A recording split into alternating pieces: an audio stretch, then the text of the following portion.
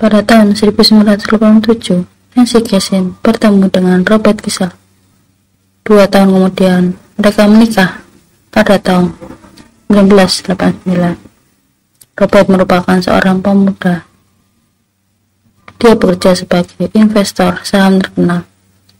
Untuk mewujudkan impian suaminya, Nancy rela menunda karirnya saat Robert melanjutkan pendidikannya untuk mendapatkan gelar master di bidang keuangan.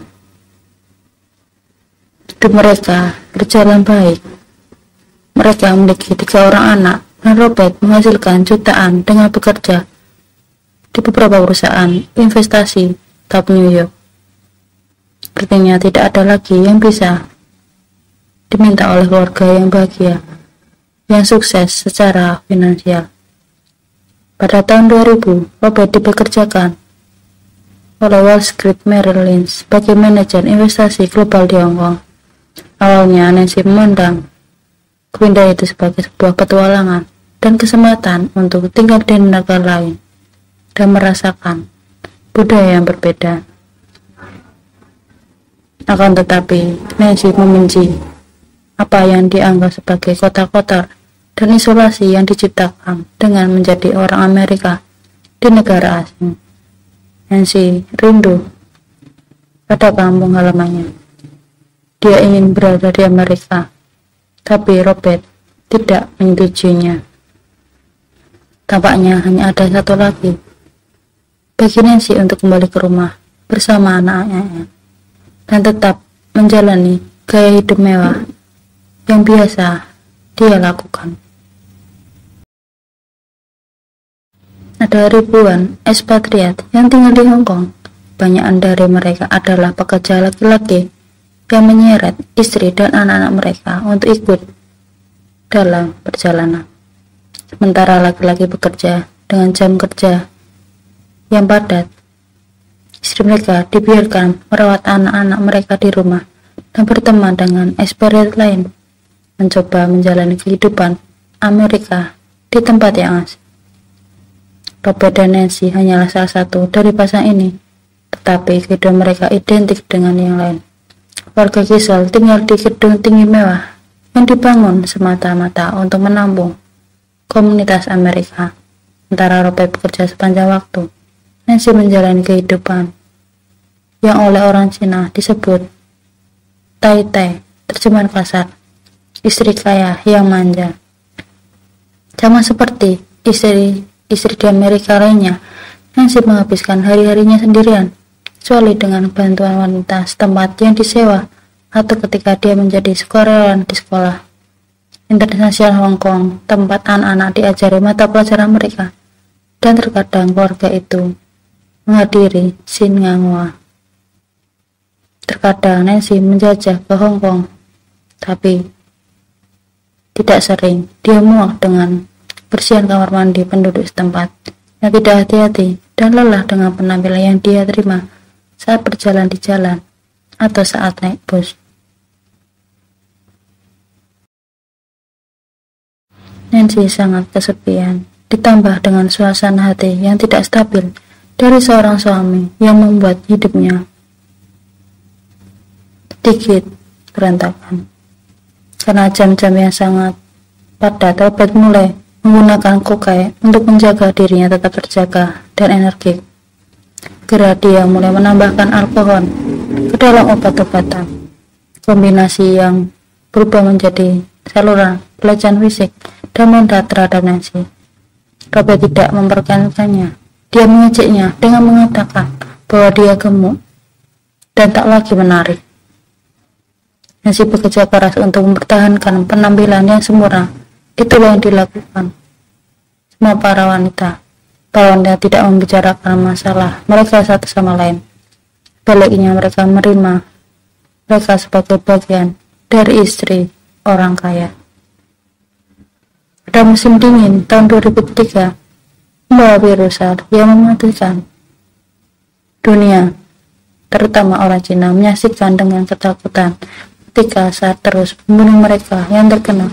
Nancy akan menganggapnya sebagai penangguhan hukuman.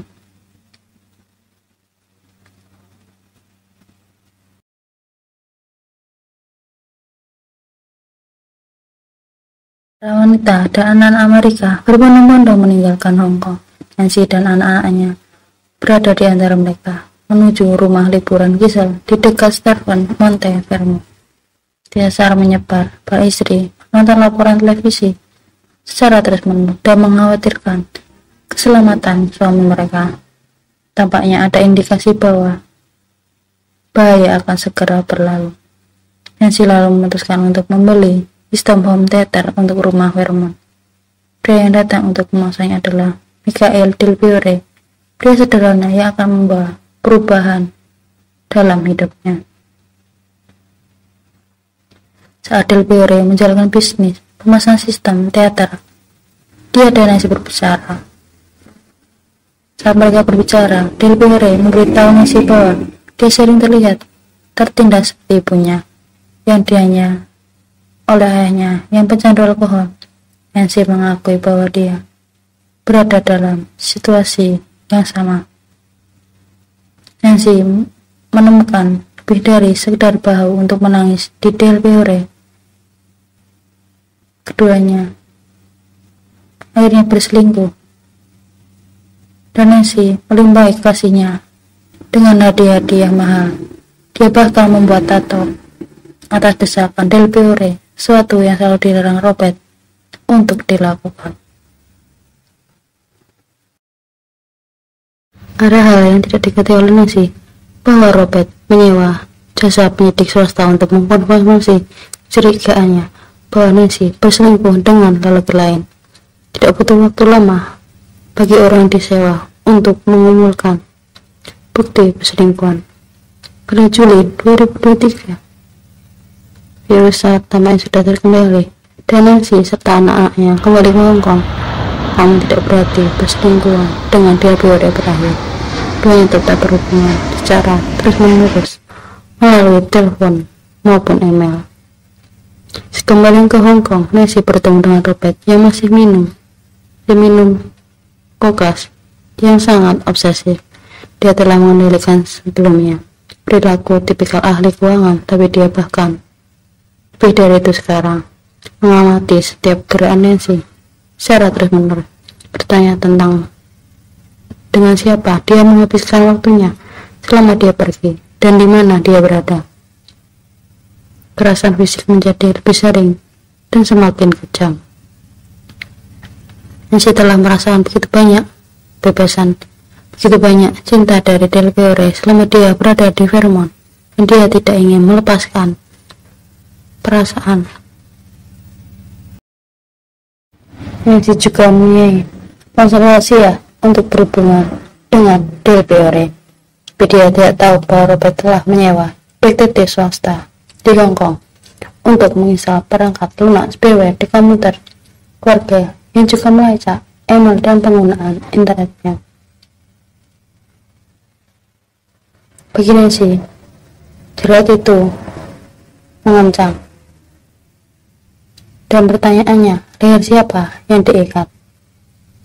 Nancy kemudian mengklaim bahwa dia telah memikirkan bunuh diri sebagai jalan keluar, tetapi dia tidak ingin anak-anaknya tahu bahwa itu adalah bunuh diri dan tumbuh dengan perasaan ditinggalkan, sama seperti yang dia rasakan ketika ibunya sendiri meninggalkannya sewaktu dia masih kecil.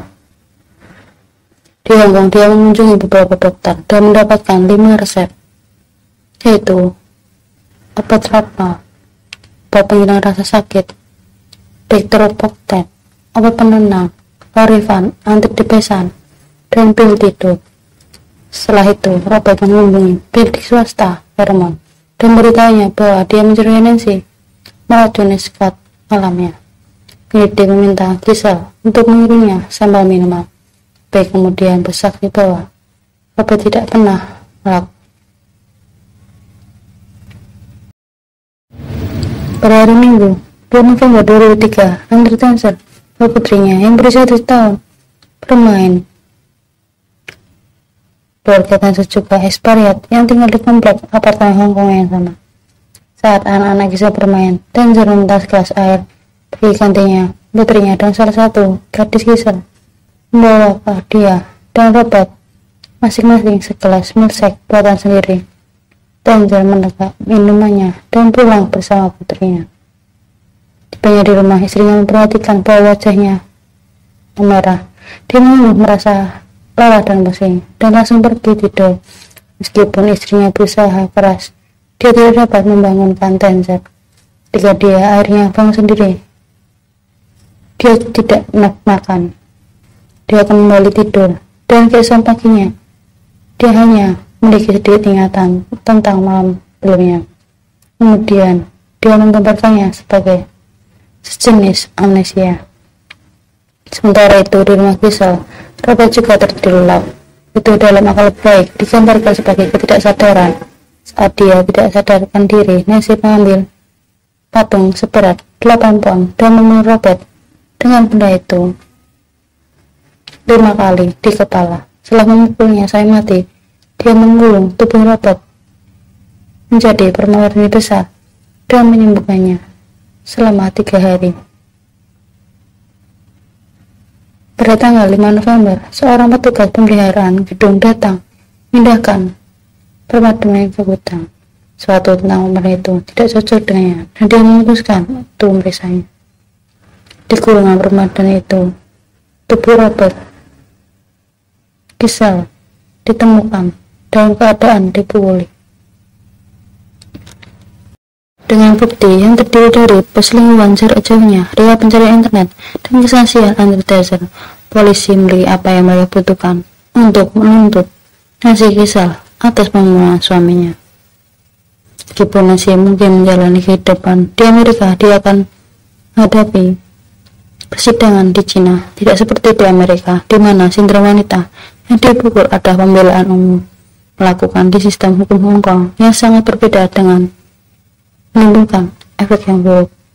Namun pengacara Nancy memilih maju dengan jenis pembelaan ini dan memohon kepada juri untuk memahami keadaan Nancy dengan perasaan tak berdaya dengan ketakutannya. Nancy bahkan mengambil sikap untuk menceritakan kisahnya dari sisinya. Selama kesaksiannya, dia menceritakan dengan bagaimana Robert telah kunjungan mereka ke Sinagua, memberitahu dia tentang rencananya untuk menceraikannya dan memelihara anak-anak. Dia mengklaim Robert kemudian mulai pergi, tapi dia mengejarnya untuk menuntut jawaban. Alih-alih menjawab, Robert berbalik dan menampar wajahnya. Karena marah, Nancy berkata bahwa dia mengarahkan jarinya ke wajah Robert, tindakan yang dia benci. Saksian berlanjut saat dia menceritakan bagaimana Robert meraih jarinya, dan saat itu dia berjuang untuk melepaskan diri dari Robert. Dia meludahi wajahnya. Robert yang marah menyeretnya ke kamar tidur dan melemparkannya ke tempat tidur.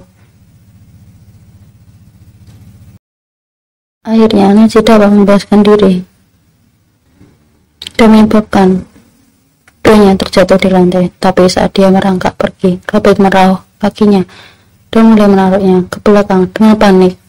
Nancy meraih patung itu dan berputar, lalu mengayunkan patung itu di kepala Robert. Nancy mengira itu adalah akhir segalanya. Robert duduk di tepi tempat tidur, tertegun, sementara dia harus memegang undang-undang itu. Tapi kata Nancy, Robert menahan diri, meraih tongkat logam dan mulai mengayunkannya ke kepala Nancy. Patung itu sekarang digunakan sebagai perisai. Kemudian menurut kesaksian Nancy, semuanya menjadi kosong. Dia tidak ingat memukul Robert 4 kali dengan benda berat. Dia lalu membeli karpet dan menggulungnya dalamnya, atau bahkan meminta perawatan untuk memindahkannya ke gudang. Detektif pembunuhan sangat menyadari Nancy telah membersihkan TKP, tapi Nancy bersaksi bahwa dia tidak ingat melakukannya, bahkan tidak menyadari suaminya telah meninggal sampai mereka memberitahunya. Strategi pengacara gagal setelah jaksa menjelaskan pada juri bahwa pernikahan pemuka dua Nancy, penjara internet untuk kombinasi obat yang sempurna, dan upayanya jelas untuk menyembunyikan kejahatan. Dengan itu para juri memutuskan Nancy bersalah. Pada tanggal 1 September 2005, Nancy melalui sistem permasyarakatan di Hong Kong